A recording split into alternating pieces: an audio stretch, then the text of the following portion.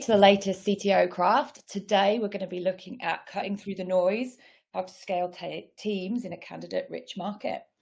If this is your first CTO craft Bytes, I'll tell you a little bit more about it. It's a mentoring and coaching community for technology leaders around the world, focusing on supporting technologists in their leadership roles and their growth in that as well. So community members are over 10,000, and it provides them with one-to-one coaching, mentoring, curated community and events like this one. Oh, Slack group as well, which is fantastic. If you're not a member of the community already, I'll pop some details into the chat and look forward to seeing you there. So my name's Anna Dick. I'm a fractional CTO and product leader, mainly working with startups and scale-up businesses to help them build out their products and services.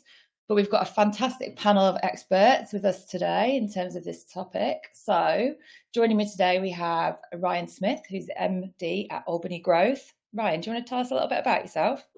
Sure, absolutely. So I've worked within the recruitment ecosystem for just over 10 years. We started Albany Growth a couple of years ago. It's a spin out of another business, Albany Partners.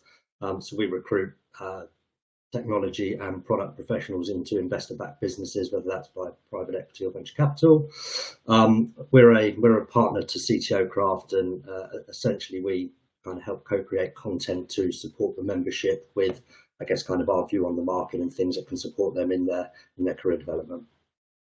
Fantastic, thanks, Ryan. And we've got Andrew Smith. Andrew, you're head of engineering at Medicus. Want to tell us a little bit more about yourself? Yeah, hi everyone. Yes, I've been in software development for something like 25 years now, and sort of doing technology leadership roles for a long time. Sort of been CTO in small startups in the past. Currently, I'm head of engineering at Medicus. We're in the sort of healthcare arena. That's where I've been for a long time, and I've been in SaaS for something like 20 years, and sort of building teams of various sizes, from very small to very large in sort of multinational type companies. Amazing, some great experience there. And we've got Keith Jump, so CTPO. I've got that acronym right. I quite often get that a bit muddled, but that's at Metrico. Keith, tell us a little bit about you and your business. Yeah, hi. Yeah, I'm Keith Jump. I've been in the software industry and technology industry really for over 35 years now. So sort of really, I often say born an engineer, but I've sort of been through various sort of engineering and technical roles through my early career, and took a sort of started my own business back in sort of 99, 2000, led that for around about 15 years as a software leader for that team, and sold that business into other organizations, was a CTO at a PLC for a little while, and now I'm part of a company called Metricus, and I'm the CPTO, which is actually CP30, I get called short. And yeah, so I'm very much focused on the product and engineering functions within that business, and that business really provides a sort of a platform to connect to lots of data sources within smart buildings and aggregate it and present it out as APIs for lots of partners to integrate and develop on. So yeah, very exciting times. Cool, fantastic, thank you. So for everybody listening, I think there should be an ask a question button or link that you see. So just while we're talking, if you want to ask a question, what we'll probably do is leave those mainly to the end, unless I spot something specific that is related to what we're talking about at the time. Okay, cool, let's get started. So scaling teams in a candidate-rich market. I guess the recruitment landscape seems to have had some real shifts in the last 5+ years, what with COVID and everything. The most recent being a real increase in the available candidates on the market. So Ryan, I guess this is something that you're really close to. What is your view of what has caused this? How have we got to where we are, and what's the scale of that issue? Yeah, absolutely. So there was the significant boom in hiring, which I'm not sure anyone expected during the pandemic, but it happened. Through kind of 2020 onwards, it somewhat slowed down at kind of Q4 last year, which I thought lends itself well to give a view of the landscape now and how those hiring practices may have changed. But from the world that we're most aligned to, which isn't all of the kind of recruitment ecosystem, and it tends to be investor-backed businesses, there's unprecedented amounts deployed. I think the UK reached an all-time high with just shy of 16 billion at Q1 of 2022, which there was an element of companies kind of sitting on their hands at the start of the pandemic, not really knowing what way to go, and then a lot of capital being deployed and everyone kind of moving at gangbuster speeds. So what it meant was that, hiring just required pace. And there was lots of reasons why people hired successfully or didn't, but we're now in a different time. And I think that, there's a lot more emphasis that needs to go into hiring in a candidate-rich market, but almost seems counterproductive. But, there's more people, why is it not easier? But actually, depending on the circumstance of that individual, whether they're active and their sole job is to find a job, or whether they are employed, so what they index against becomes very narrow because they might not want to take any risk as the economy still recovers, or whatever their things might be. So, like I say, the purpose of this is just to shine some light on actually a lot of the kind of front end of the process and how that's changed. And with Keith and Andrew actually scaling teams during this year, they'll give some good advice on where they've been successful and why. Right. And can you call out any of the key challenges that it's causing for companies across as they're growing out their teams at the minute? So I think the challenges vary. So I think one thing that we talk to a lot of businesses about that they don't think about is retention and attrition, whether that's new people they're onboarding or the teams they have in place. So, it's about making sure that they go through the right key assessment criteria to ensure that they're complementing the people that are already there, that they've, and I think something that's changed significantly is almost history repeating itself a little bit. People are now interviewing in person. So actually that carries a lot more weight in terms of ensuring that somebody is right for the business or vice versa. So I think that the misconception is, don't assume that because your filter of candidates is high, that actually being able to extract someone or hire someone becomes that much easier, because a lot of the data suggests that it doesn't at the moment. Yeah, okay, great. And Keith, you've been going through a bit of a scaling phase at the organisation you're working at right now. Have you seen these challenges, and what are the kind of things you've been doing or putting in place to help navigate them? Yeah, I think it's, when you're in a scale-up mode, the mere word scaling means we want to recruit into key positions. We're trying to accelerate our product position and our go-to-market models. So it's sort of been really important for us to get to market quickly. And I think what we've sort of seen really is, I guess in the past, I've used quite a lot of traditional recruitment methods, and we've tried in-house recruiting. We've tried, using our own personal networks and friends and family and employee networks. But I think really through Scale Up, what we've wanted to do is focus on quality of candidates. And I've very much focused on using external recruiters to help build a relationship with them that's has been really important from a screening perspective. We've been very sort of clear on both the technical skill sets that we're looking for and the general sort of job, how it sits into the team, but also we've been looking at the more personal characteristics as well of individuals.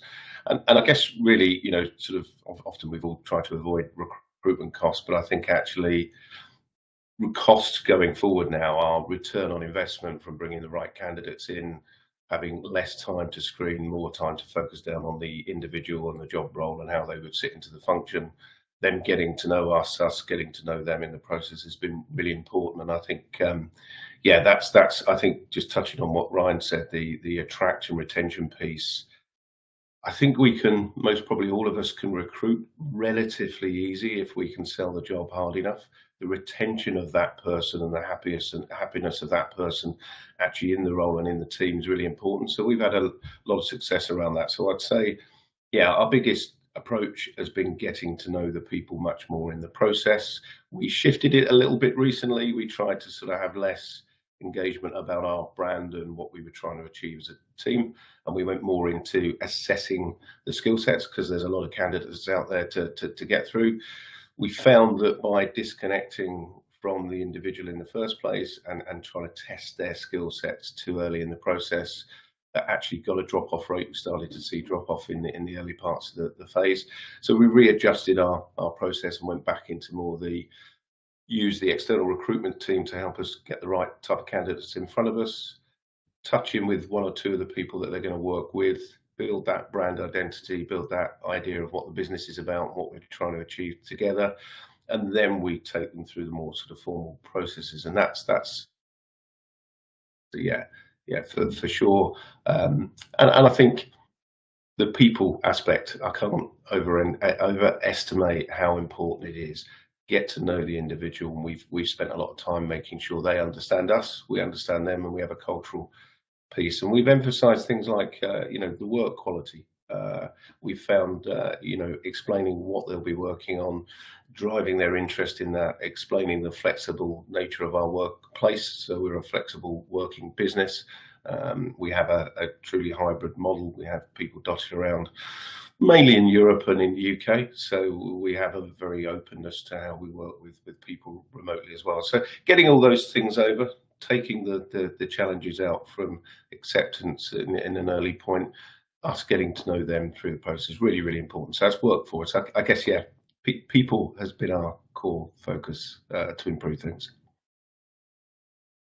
Yeah, fab. And Andrew, from your perspective, seeing similar things? Yeah. So my situation is I'm joining a small startup, and we're sort of transitioning. My job is to transition from a fully remote, fully contract engineering group to a predominantly permanent, predominantly in the office group. So it's a big sort of shift in that sense. I think, I would agree with Keith that especially if you're in a startup, your time is very precious when you're a small team.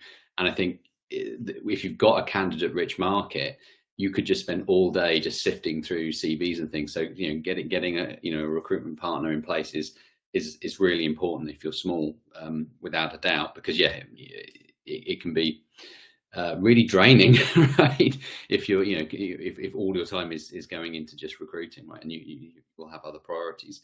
So the more candidates actually makes it harder, right? Because like more burden on you.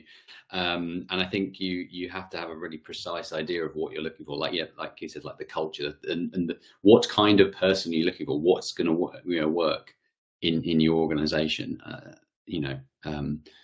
And I think that if you have a very clear idea of what you need, then you can communicate that, right? You can use it as a filter out front, but it's also, it's very important.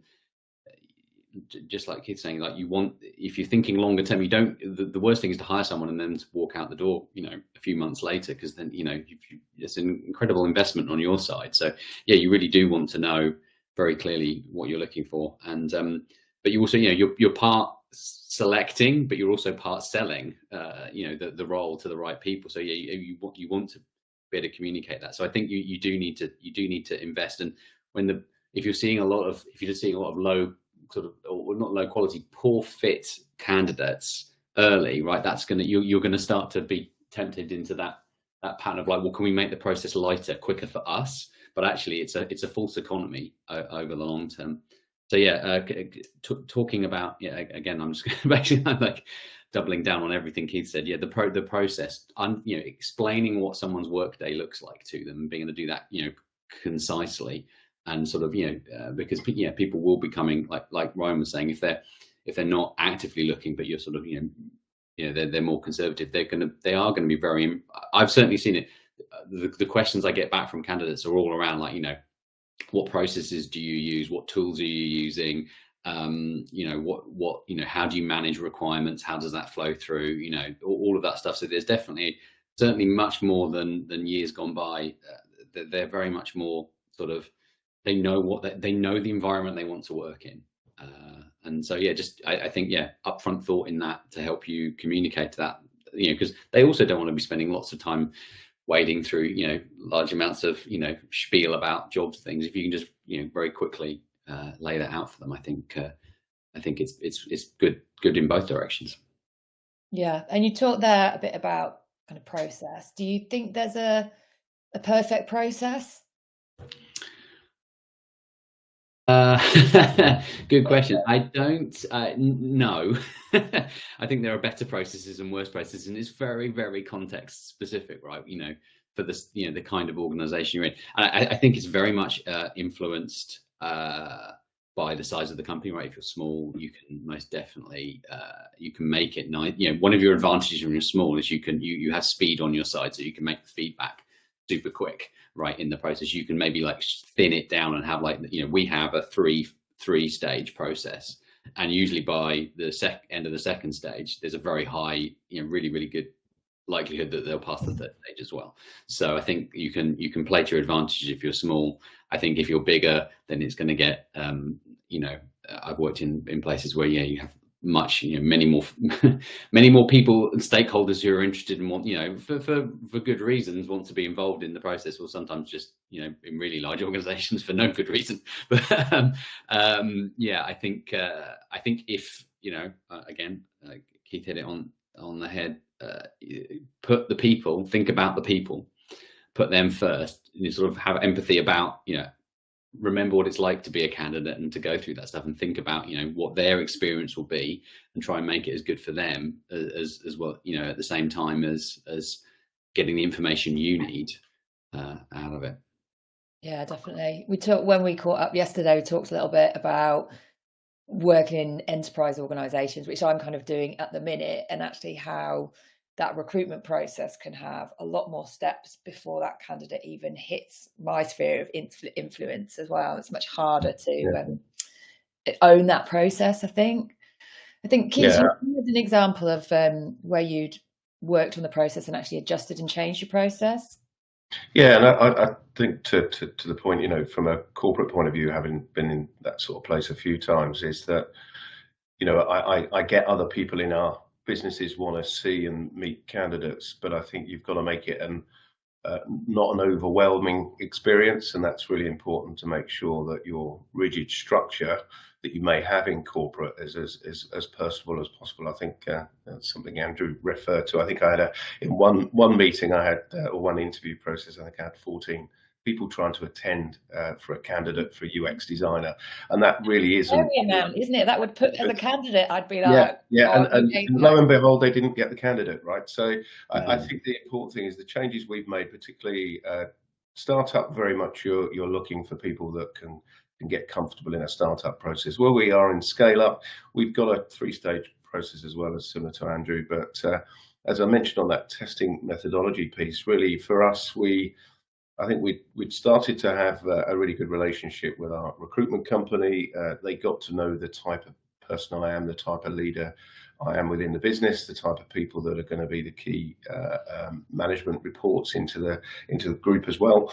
And, you know, actually getting that profile first of all at the early part has been really important for us to make sure there's already a screening. We know it's a Metricus style candidate, both from a cultural point of view and their aspirations point of view. And we were doing a little touch-in with one of the platform leads, or one of the services leads, or one of the engineering teams relevant to the role that they were coming for, getting a little bit over about Metricus and about its brand and its ethos and its packages of work they were going to sort of work on. And we found that half-hour touch-in was really good. And then we went into sort of tests and things because they were already bought into the process. And we've got quite a sort of a test that takes around 40 minutes to an hour to get them to look at some of the work that we're doing. And we actually, it's recorded tests, so we can have a look at their methodology. And if it's coding, for example, we can have a look at the methodology that's taken, how they've cracked the problem. There's multiple ways to crack the problem, but we can sort of see how they work, and then they come out the other side.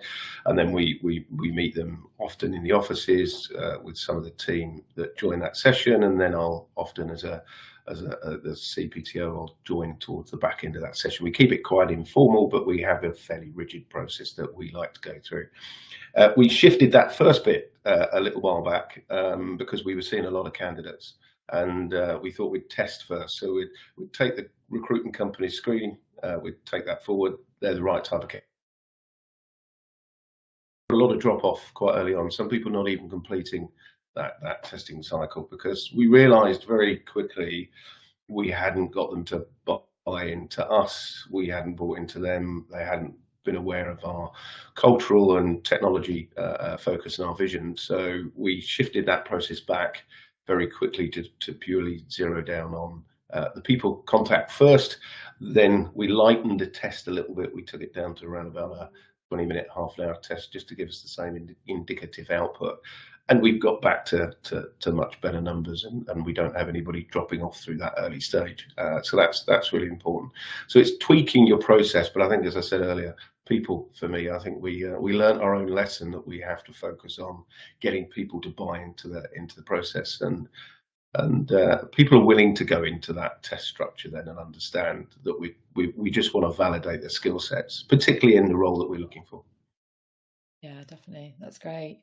And Ryan, as a key recruitment partner, then what are you doing to make the process easier for hiring managers, especially when volumes are much higher at that very early stage? Sure. So we kind of advise that let's call it the modern recruitment process should be an ongoing evolution. So the work that you do today, when you complete your campaign, don't switch off and then do something different in 3, 6, 12 months. Think about the things that work really well.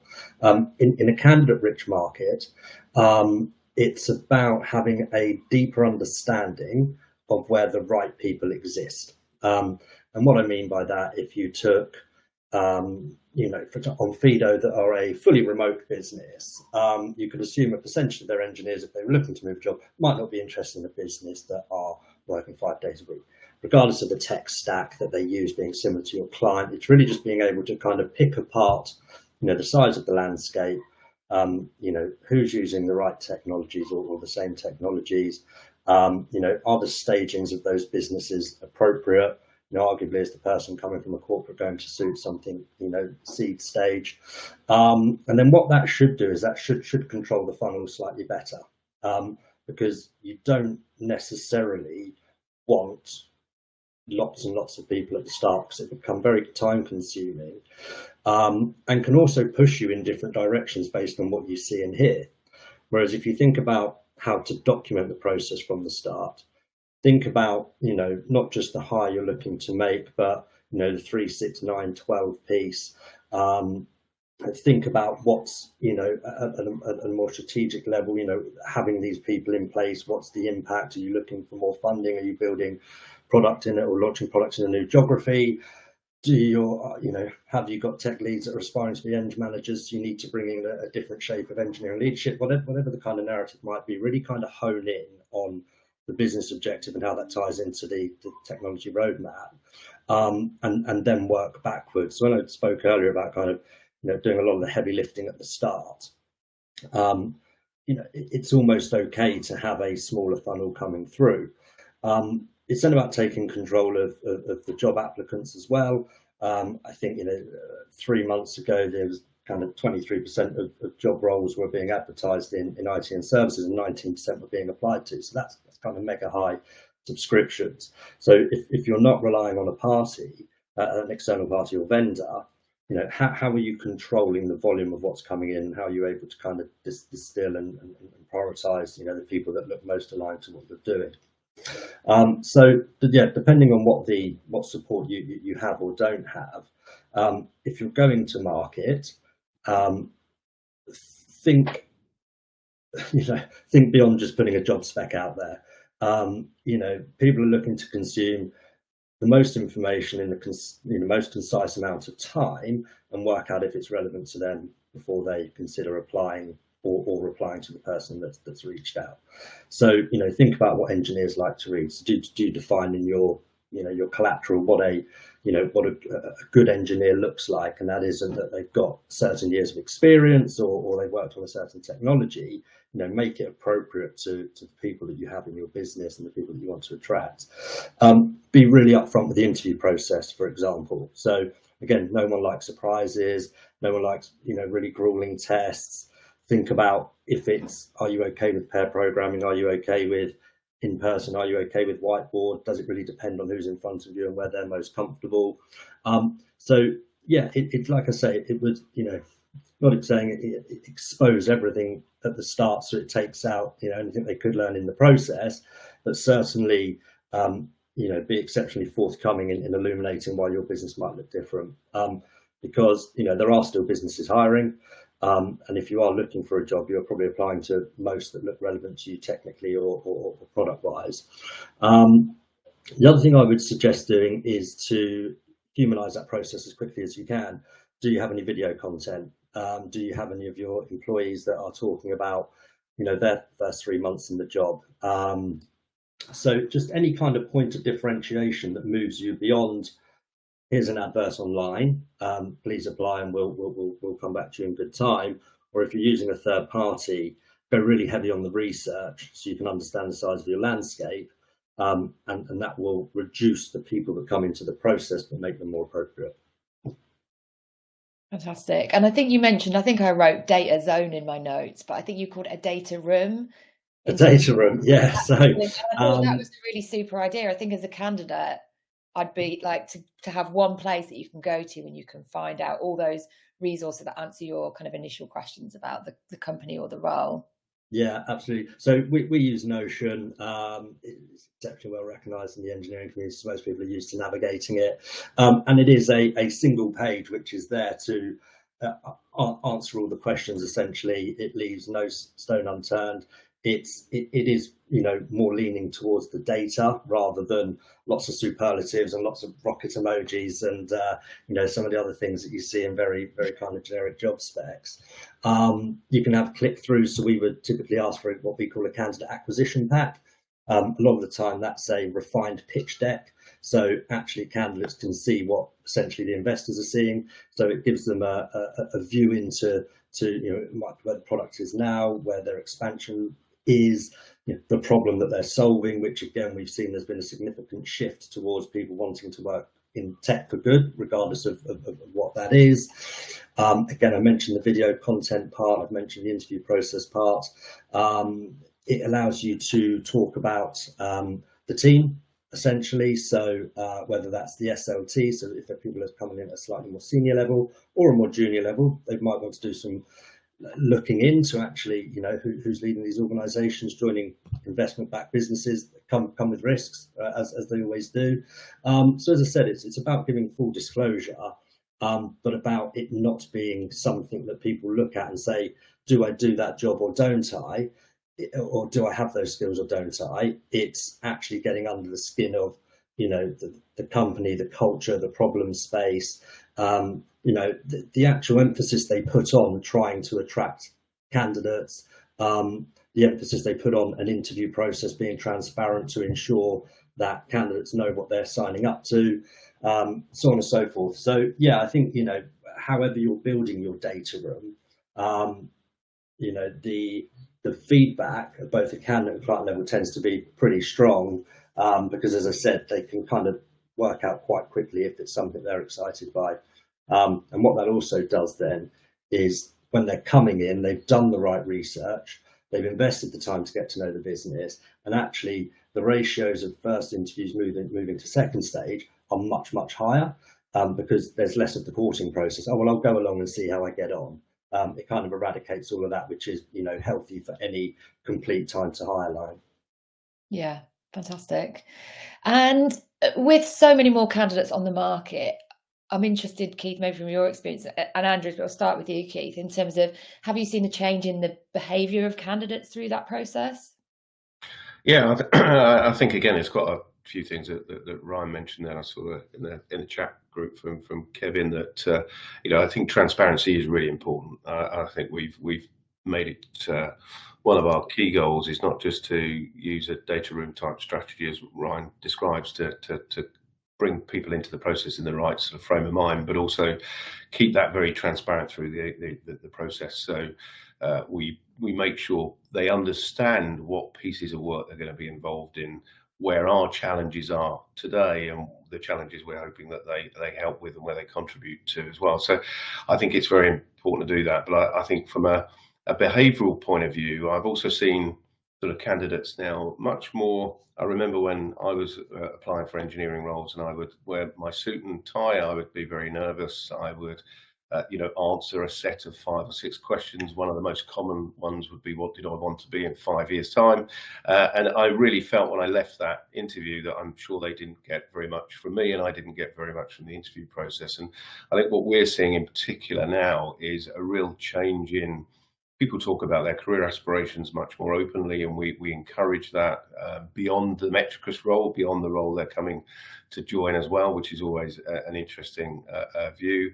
I think it's very much of a two-way interview these days as well, and we're enjoying that in terms of we're being interviewed as much as that we're interviewing them. And I think, it is about trying to reflect the culture, and it is about being as open as possible through that process. And that we've had some challenges recently around some microservices technologies that we're deploying, and recently we shared that with one of the candidates, and actually that person reached out to us afterwards and said, if I don't get the job, but I just thought I'd let you know, why didn't you check this out and look at this approach? And that's a different style of connection with a potential employer of the future. And I think so very important early stage, but that change in behavior in the room is coming from the candidate as much as us as a scale up. And look, we've had from offer to acceptance, we're 100%. So we clearly are having success once we get to where we feel we want to offer, and the candidate accepts. And we've put a lot of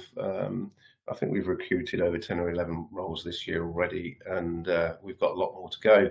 And having that type of percentage is really pleasing. It means both ways the process has been very transparent. But yeah, people are willing to explain what they're not good at as much as what they are good at as well, which I find really, the truth is really important. And so that point I made earlier on about retention, it's very much of an open sort of dialogue. It's very much of when the offer goes out, everybody knows what they're walking into, and there are no surprises, to Ryan's point, when they sit into that chair, whether it's remotely or in the office, and they start liaising with their colleagues. So yeah, very important, and I have seen the change. Yeah, I mean, 100% acceptance rate is fantastic. Yeah, well done. I think that's brilliant. Good. Andrew, from your perspective, have you overall seen any changes in dropout throughout your process? Yeah, I mean, to the surprise of no one, engineers especially are coming in with, views on whether they want to work, fully remote or, in the office or hybrid, and, and they know what they want, right? And not just that, but, technologies, tools, approaches, processes, a lot of questions. Yeah. So like he says, it's very much more level conversation rather than a kind of, will we deign to give you a job type kind of thing.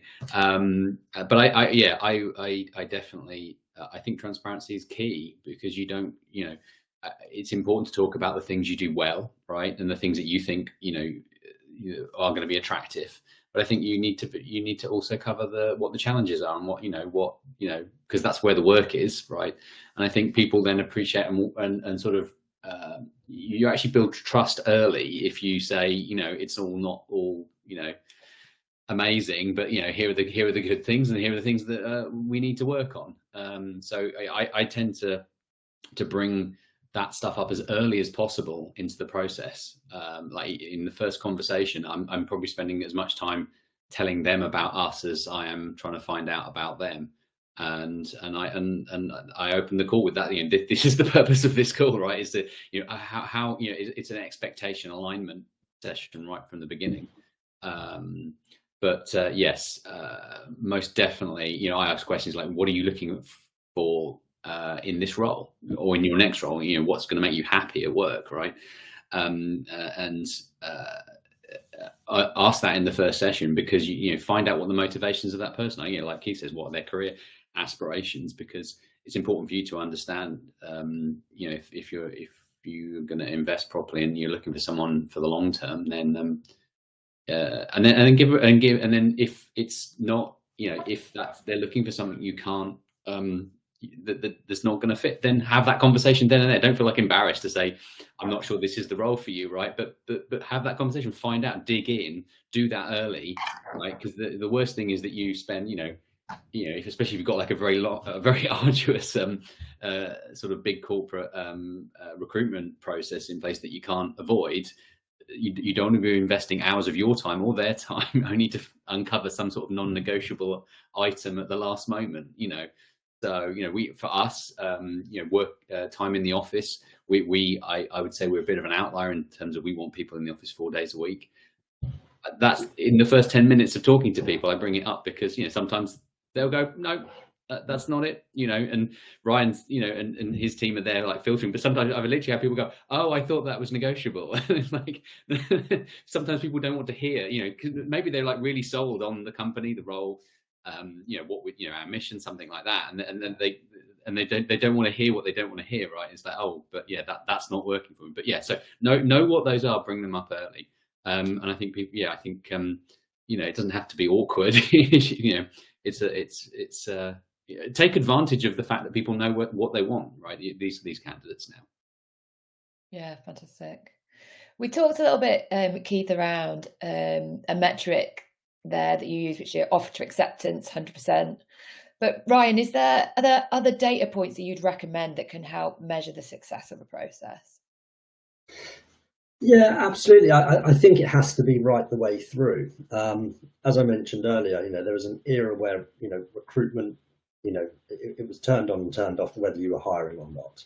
The problem is there's so many external factors that now affect how people hire, that you need to always be mindful of those. So when you are ready to go to market, you're not realizing these things through the process. You're already aware of them, so you can create a process, you know, that's fit for purpose, essentially. So, you know, we tend to look at, mentioned kind of size of market, you know, then who's coming into process, so who forms part of that long list. Then the things that I think is always worth tracking through that is your conversion rates, first through to second through to third. I think, you know, you have to listen to the market regardless of where that information is coming from. You do have to listen to the market. You know, be okay with iterating quicker. Be okay with, you know, if actually you're used to interviewing this way, but actually it's better to interview that way because the skill set is that niche, then find other ways to stress test the people to make you comfortable that they've gone through the right assessment, but is more aligned to how you would typically hire that kind of engineer, data person, whatever it might be. I think that, you know, a data point which is spoken of, and there is no silver bullet to, but talking about, you know, evolution of recruitment, you know, DE&I, you know, it's on everyone's agenda. It's exceptionally important across all businesses, but there is no quick fix. So if you're thinking about the evolution of that toolkit, you know, think about if you look at kind of trends within market or time to hires for certain skill sets or representation, you know, again, carry that forward, because if it becomes a substantial part of what it is that you're trying to achieve, then you'll know when the right time to go to market is. I still think there's elements of, you know, we need to hire now when we turn the tap on and things happen. But, you know, I think we're all aware that doesn't always kind of yield the best results. So other data metrics would then be, so it's then understanding the why. So I actually think now that we can spend more time in person, we're seeing better results when actually there's a couple of in-person meetings, whether one of those is with the SLT and one of those is socially, or whatever the purpose might be and where appropriate or geographically appropriate. You know, that is a really good metric to look at too. And then ultimately your conversion at offer. If you are a serial, you know, coming in under their desired salary, then it's a really quick fix. You know, if they're not financially worth that to your business, then that's okay. But if you're just consistently under offering and they're saying no, then you kind of know that that's a quick fix. If it's the social side that people are falling down, is it the right environment? Are you actually considering the type of person that you're interviewing? Are actually they slightly more introverted, where loud, chaotic environments aren't the best place for them to assess their potential colleagues culturally? So yeah, as I said, it's you know, just if you're documenting at the start and you're introducing things like interview scorecards, or you've built a really good key assessment criteria, then you can recognize these patterns much quicker, which in turn reduces your time to hire, but more importantly offers a much better candidate experience, regardless of whether that person joins or not. The candidate experience for me is, that's the one that you can't get wrong, essentially, because it's really easy to get right if done correctly. Yeah, you mentioned D&I there briefly. Have you seen any impact on diverse shortlisting at all based on more candidates being in the market? Has that kind of had any impact? So we only see two skill sets, if you will, or two forms of profession, which is technology or product. There's not been a significant increase, I would say, in the region of 10 to 20%, depending on seniority one and actually location being the other. But again, it's not, the piece around that is actually it's the representation at that point in their career. If it's someone that's more junior, someone in the middle, someone that's an advisor, someone that's part of the C-suite, there is no recruitment factory behind any business that just generates people. So again, it really depends on what particular seniorities have been affected, is the only impact that would have on more diverse candidates coming into pipelines. But there's been small improvements, yes. Okay. All right, fab. So we've got a few questions, so I was maybe going to jump onto those if that's okay, and then we'll leave a final question to get some practical tips from each of you. So first question we'll go with, I think you should be able to see that on the screen. Yeah. So some tech tests are 80% noise, with the same applicants some applicants doing brilliantly at one test and terribly at the next. With that in mind, how do you test for technical skills? Anybody want to volunteer to pick that one up first? I can go. I will. Oh, go on. You go first, Andrew, and then I'll jump in. Okay, all right. So I think in my career, I've moved away, in more recent positions, away from sort of code level tech tests. So the way we sort of cover that now is we actually ask the candidates, if at all possible, for them to bring in some code or a design or something that they've worked on themselves that they can show us and sort of give us like, not quite a presentation, but just sort of walk us through some work they've done so we can sort of look at the code that they're confident on. And that's good from a relationship building, because they, these interviews aren't like, easy for them, it's stress inducing. And so if we can give an opportunity to be to feel where we can see them at their best when they're confident, right, talking about something they've done, you can very quickly from that to get a sense of like their aptitude or just their competency in that code that they're walking you through. And we ask questions and sort of dig in and make sure that they know they're not just like copy something off the internet that they're showing you and pretending it's theirs, right? So that sort of that one level that sort of gets that bit out of the way, and then we actually we sort of do kind of abstract problem questions. We're saying like we're trying to simulate the work environment and see what it's like to work, problem solve and communicate with them. That's actually what we focus on more. And so we give them a sort of hypothetical situation. Say, okay, we have some software and it's doing this, but here's the problem that we've got. How can we solve that problem? And then we pretty much like one question for it, but it can go for an hour where we're just sort of going in, and then because we've set the question up, we can just sort of keep raising the difficulty and sort of bring in this things like race conditions and security and other things that are in there, and we can just sort of keep turning up the temperature and see how they deal with it. It's surprising how good a sense of like this is specifically what we do with the engineers, what their engineering skills and experience is like. It works really well. So yeah, I think moving away from those kind of like hard very sort of marks driven code, computer sciencey questions is definitely work for us. And interestingly, I think the candidates themselves find it more engaging. They sort of, some of them sort of get to the end of the session and they're like, well, what do you, they're not ready to put the problem down. Some of the best ones are like, well, how did you solve that problem? If they know they've hit a roadblock, they want to know. So yeah, without rambling too long, that is how we're doing things at the moment. Yeah, I think that's.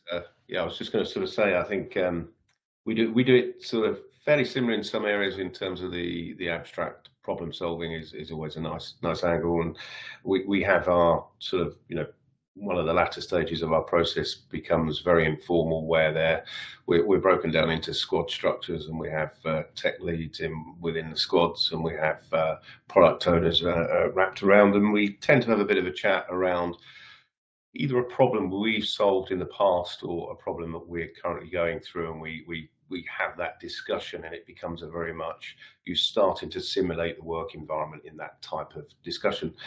I think where we're UX, where we're product, we often get people to give examples, and really good examples, and walk through wireframe strategies, UX research, UI, that type of stuff. So that's really important. We still do use a test methodology on our sort of second stage in terms of where we're looking at particularly platform engineering roles, and that's really important for us. And it isn't so much answer this question, total score. It's more scenario stuff of an abstract problem, solve it. There isn't a right or wrong answer.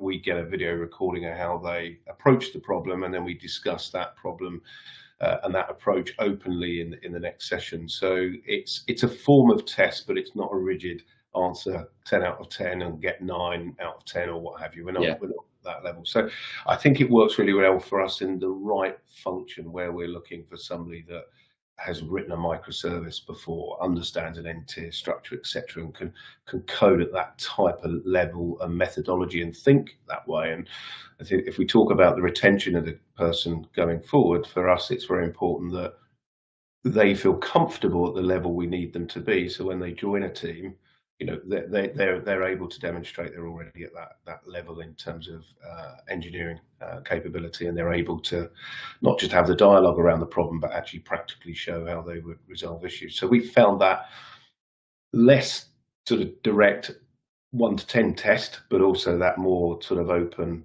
scenario discussion with some sort of test of methodology and approach works really, really well for us, in particular senior engineering roles.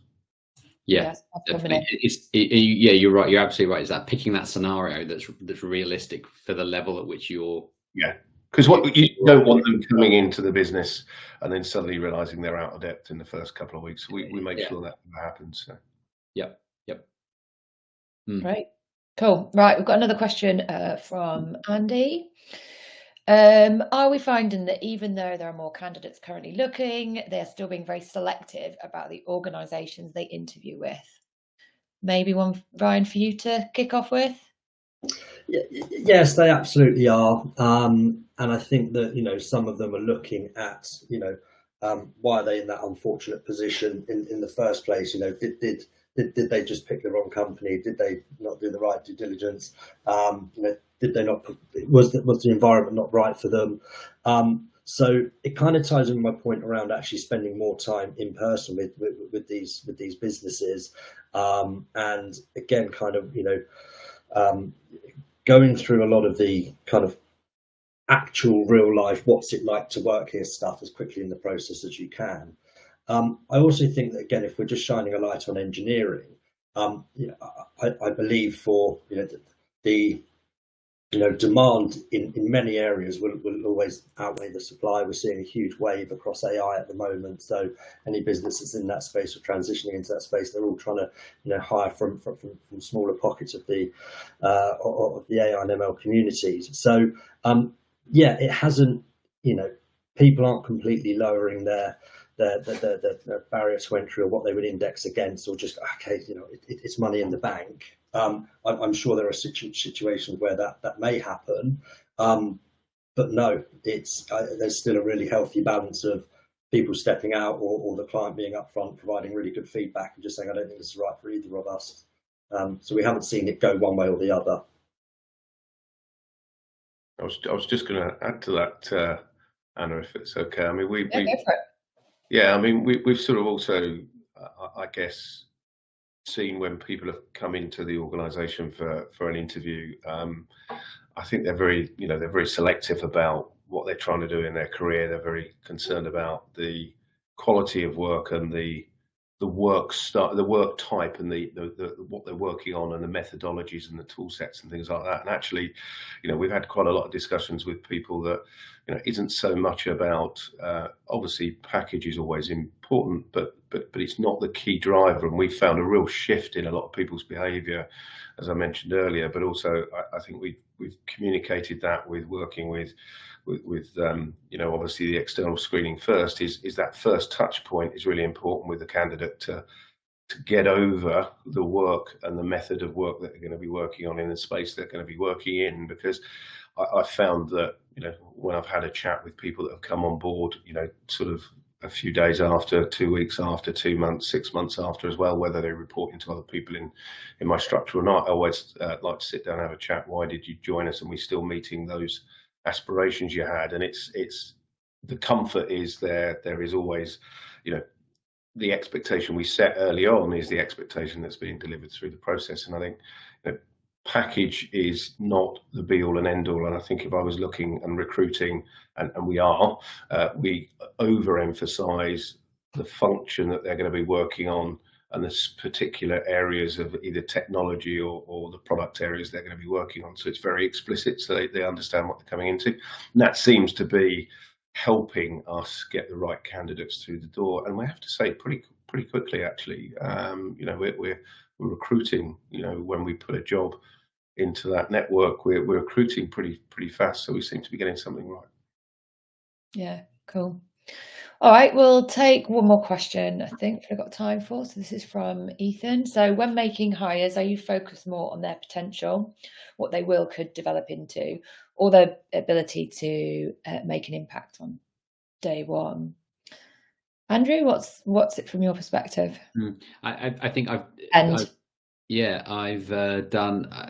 focused. It's context specific, right? So right now, I think realistically, and partly a function of our size being quite small, I think we're really focused on ability to make an impact immediately.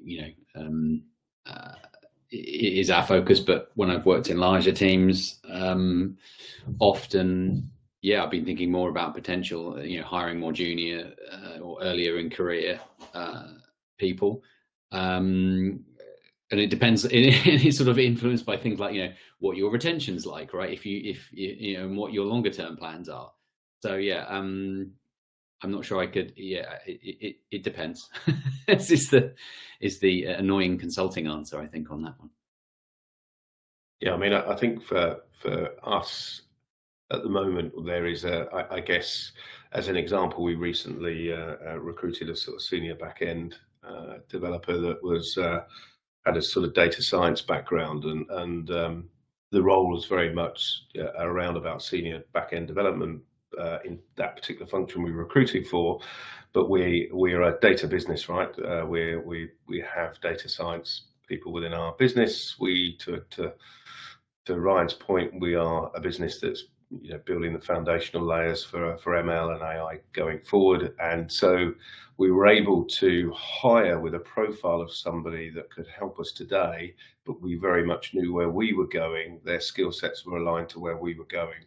And that's massively helped. So I'd say the answer to that question is, subject to your business demands today, I would always look at their broader skill sets and do you think they can help me in day 1, 2, and 3? But just recruiting for today, maybe you've got a short-term goal. That's maybe more a contract market that you should consider. And if you're looking for sort of more that evolution into the business and how they can help you going forward, it's more of a full-time recruitment. I would say, I think the reason I'm sort of saying focusing on like immediate is like, do you have the infrastructure sort of to take on people who you can develop, right? A certain size, that makes sense, but at a smaller size, it's sort of more hand to mouth kind of existence and development stuff. But yes, the internship could give you a really good lift up in a sort of I mean, it's sort of like, to what extent can you support those people in their development if you're growing them? I'm actually very much a fan of bringing people on and looking for the long term, but it like you say, it depends on the business needs. But that's also not to say that when if you've got that front of mind, like Keith said, don't forget about, where they're going, what they might do. What I don't want, and this is part of what we talk about when we're interviewing, is like, here's what I'm recruiting you for, but here's what's going on to the left and the right and elsewhere, and sort of see, if they've got other areas that they might be able to contribute to as well, not just boxing. The temptation is so high. It's like you've got a box, and it's like trying to squeeze people into that box, and you have to see the whole person and try and have, very early have that conversation about, where else they can contribute. Yeah, great. Okay, I think we've probably got time for this one last question.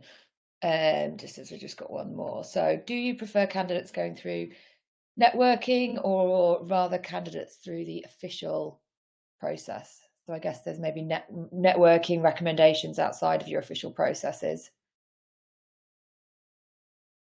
Yeah, for me, I'll jump in on that one first. I have to be honest. I prefer a process-driven strategy. I have been fortunate in my career to have some of the teams that have been in some of my startups and businesses to come along with me. So there's a few, as an example, in Metricus that have come from my personal network, and they're through businesses that have been with me for sort of 20 odd years. So there is that. Somebody accused me of having a fan club. It's most probably reverse. I'm most probably a fan of them rather than them of me. But the reality of it is I think networking works to a degree if you have that type of long-term relationship. The friends and family piece, which is sometimes a temptation in a startup or even a scale-up in a degree, doesn't work. In my personal opinion, I'd rather look out to new skills and look at new people coming into the culture, unless, as I say, you have that genuine one or two or three people that have been with you or know of you for a long time and they've been proven to you. I think it's a bit of a risk, because if it's coming from somebody within your team or wider in the business, there is a risk if it doesn't work, that can cause other issues as well. So I prefer to go through more of the, I wouldn't call it official process, but more of the recruitment process of giving everybody a chance. And with candidates out there and such a rich, diverse set of candidates available, I like to dip into that pool and check that out. Yeah, and I'm sorry, I'm just going to quickly say I've also seen it where you're recruiting too much from a friend or a recommendation point of view. You can lose some of that diversity as well in terms of going out to wider. I mean, there's a real challenge in gender diversity in engineering in particular, and I've sort of seen a real increase in diversity from a gender perspective in and around data science and data analysis and development of sort of particularly AI technology, and that's really exciting, because I think there's a natural shift in that technology pulls diversity as well. There's also nothing to say just because someone was successful in the past doesn't mean that necessarily that they're a great fit for that role you have. And so the temptation for a shortcut, I think it's you should still think through what you need and be aware. Put them through the same sort of selection criteria, right? Yeah. And it's okay to run two processes as long as both sides are aware. Going back to the topic, candidate-rich market, there will be people that are saying to ex-colleagues, I need to find something, who do you know?